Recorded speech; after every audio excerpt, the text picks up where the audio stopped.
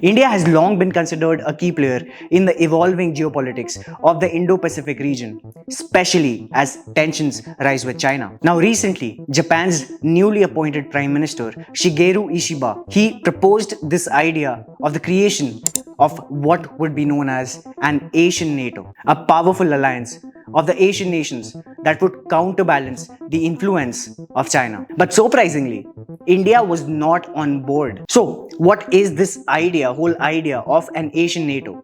Why has India rejected this idea that has been proposed by the newly appointed Prime Minister of Japan? And what is the role of the US? Is the US supporting Japan in the creation of an Asian NATO? We are going to answer all of those questions in this video here.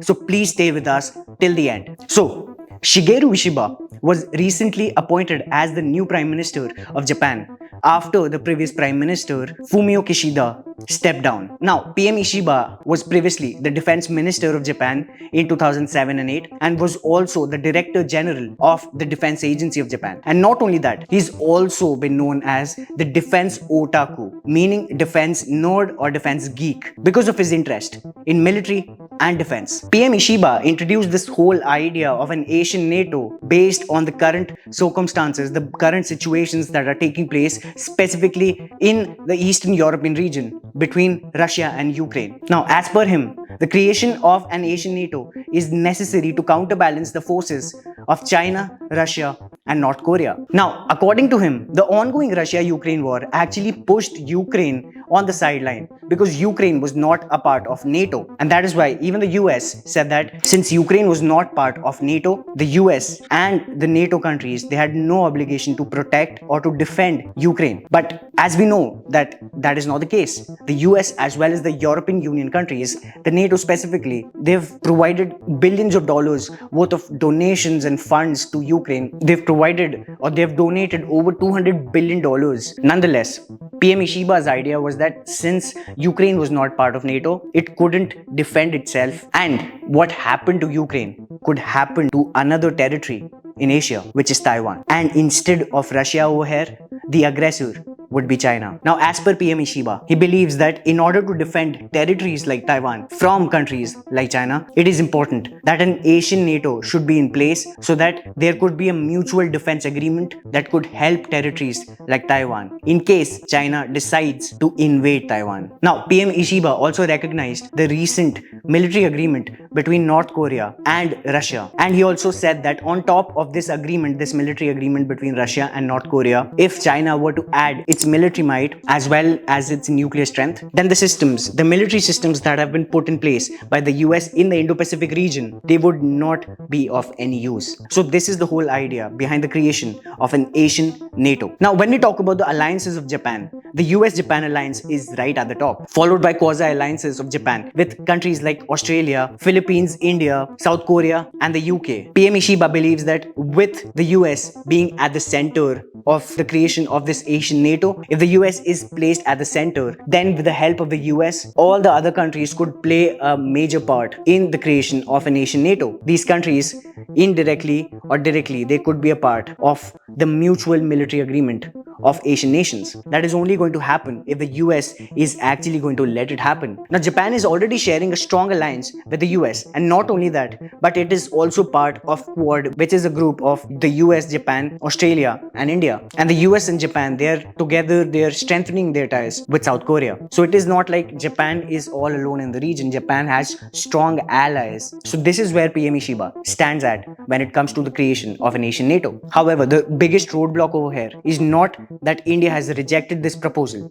but we have to talk about, is the US on board with this idea of the creation of a nation NATO? Because the US is the only country that is going to let all of this happen, all of this come to reality. So is the US on board with this idea of the creation of a nation NATO? Well, it does not seem to be the case at this point of time. And it makes sense because the US is already involved in two of the major wars of 21st century. And on top of that, the US is spending billions and billions of dollars, is donating billions and billions of dollars to organizations like NATO already. So the US is splurging its resources on these organizations tensions and these wars. So it does not seem to be the priority at this point of time, the creation of a nation NATO.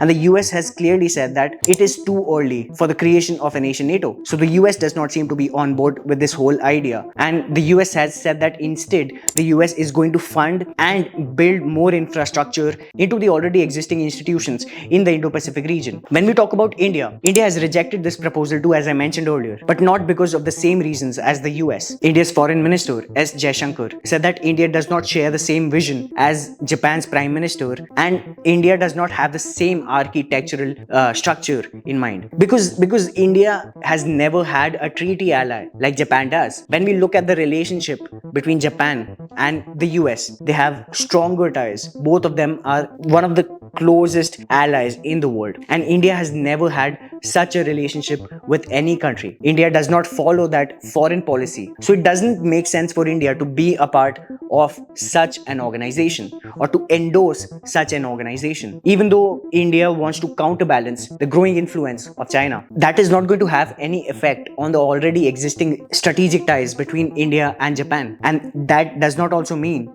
that India is going to stop counterbalancing the growing influence of China. The two countries, India and Japan, they are already working on multiple projects together. They are building infrastructure and trade and commerce, and they are still going to go and keep on working on their relationship, and they're going to improve their ties regardless of where they stand with Asian NATO. India and Japan, they're already working with security issues. They're already addressing the security issues in the Indo-Pacific region through groups like Quad. After the US and India, they rejected this proposal of the creation of a nation NATO. Japanese officials or Japanese ministers, they've also brushed off the idea. They're not on board with this idea at this point of time, and they believe that this idea of the creation of a nation NATO is actually a futuristic idea. Now, when we look at this whole idea, if this idea were to come to reality, then that would have certainly caused some troubles, or that would have been troublesome for China to some extent. Looking at the current circumstances, that is not the case. With that being said, do you think that Asia needs an Asian NATO? Do we need an Asian NATO to counterbalance China's influence in the Indo-Pacific region and to protect territories like Taiwan? Let me know what you think in the comments below. If you found this video valuable, please share this video with your friends and family, and please subscribe to our YouTube channel.